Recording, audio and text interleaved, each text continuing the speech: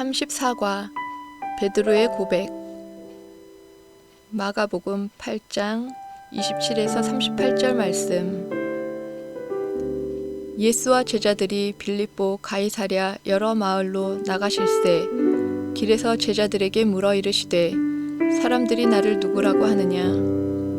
제자들이 여짜와 이르되 세례 요한이라 하고 더러는 엘리야 더러는 선지자 중에 하나라 하나이다. 또 물으시되 너희는 나를 누구라 하느냐. 베드로가 대답하여 이르되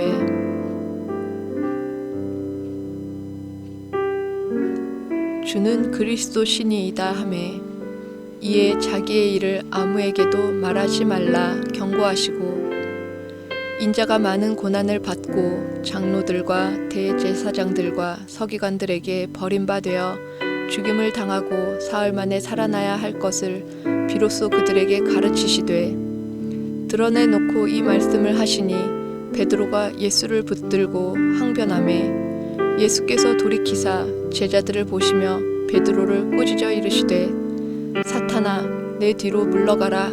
내가 하나님의 일을 생각하지 아니하고 도리어 사람의 일을 생각하는도다 하시고 무리와 제자들을 불러 이르시되 누구든지 나를 따라오려거든 자기를 부인하고 자기 십자가를 지고 나를 따를 것이니라. 누구든지 자기 목숨을 구원하고자 하면 잃을 것이요 누구든지 나와 복음을 위하여 자기 목숨을 잃으면 구원하리라. 사람이 만일 온 천하를 얻고도 자기 목숨을 잃으면 무엇이 유익하리요. 사람이 무엇을 주고 자기 목숨과 바꾸겠느냐. 누구든지 이 음란하고 죄 많은 세대에서 나와 내 말을 부끄러워하면 인자도 아버지의 영광으로 거룩한 천사들과 함께 올 때에 그 사람을 부끄러워하리라. 구원받기 위해서는 신앙 고백이 필수적입니다. 사람이 마음으로 믿어 의에 이르고 입으로 시인하여 구원에 이르느니라 라고 했습니다.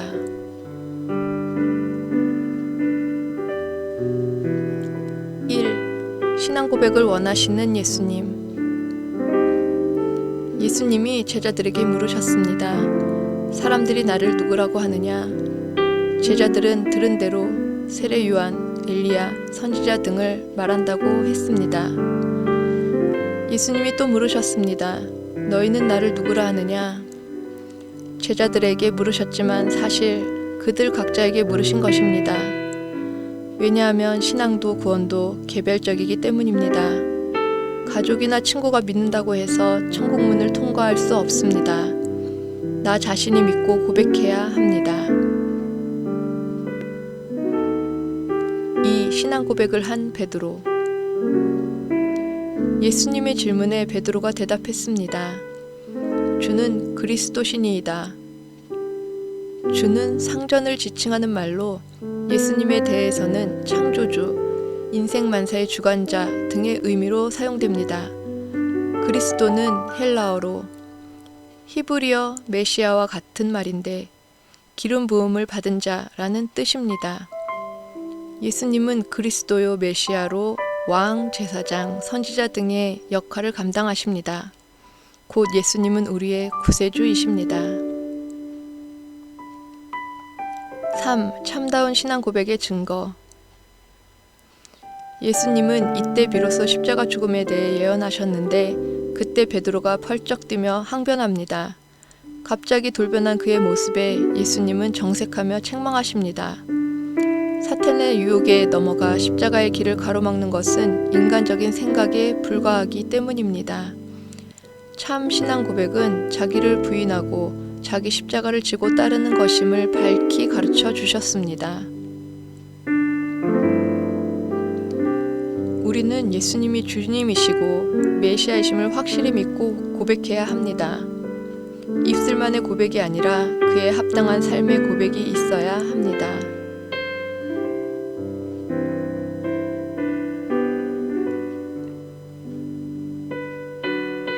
예수님은 공생의 후반부로 가면서 제자들에게 온전한 신앙을 심어주려고 애쓰셨습니다. 그 핵심은 바로 참다운 신앙 고백을 하는 것이었습니다. 하루는 제자들에게 사람들이 예수님을 가리켜 누구라 하는지 물으셨습니다. 그러자 세례 요한, 엘리야, 선지자 등으로 말한다고 대답합니다. 모두 정확한 말이 아니었습니다. 그때 처음으로 베드로가 신앙 고백을 합니다. 주는 그리스도 신이이다. 정확한 고백이었습니다. 그런데 참다운 고백은 입술만이 아니라 삶이 동반되어야 합니다. 자기를 부인하고 자기 십자가를 지고 예수님을 따르는 삶이 있어야 진짜입니다.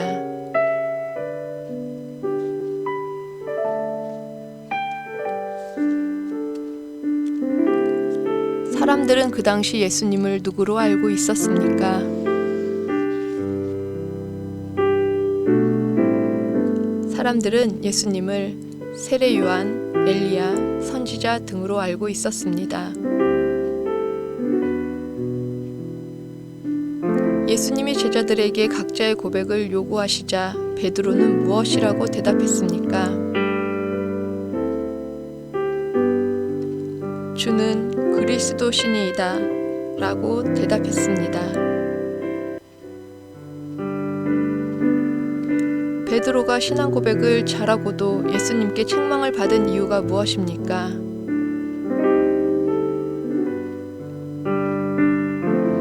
하나님의 일인 십자가를 부정하고 사람의 일만 생각했기 때문입니다.